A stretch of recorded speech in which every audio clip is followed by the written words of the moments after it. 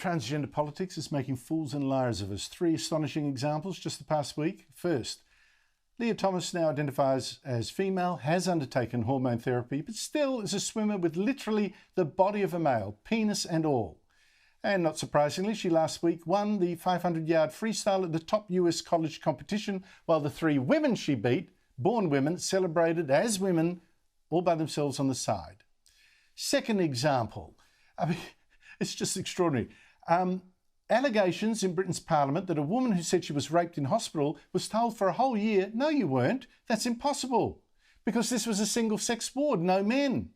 And it's alleged that actually that didn't include the transgender person there. We don't know if that's the guilty party, but there you go.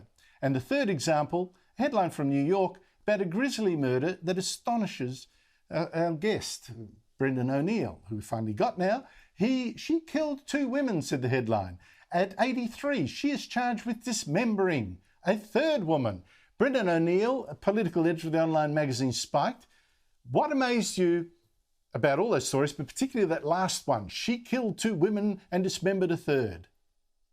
Yeah, I read that story and I was thinking, that's very unusual for an 83-year-old woman to kill another woman and to dismember her body and to throw her body parts around town, which is what happened. I thought 83-year-old women don't do that. And then when I got into the New York Times piece, I realized that their headline was a lie. This wasn't a she, this wasn't a woman, this was an 83-year-old man who had previously murdered 2 women in the past, i.e. a serial killer who had killed a 3rd woman. And they were so worried about misgendering this serial killer that they would rather bury the truth about who he was and bury the truth about what happened to the woman he killed. I thought it was despicable and really showed up how much the New York Times has been captured by the woke ideology. So they were more concerned with misgendering than he was with dismembering. Oh, well, that's a wild world we're in.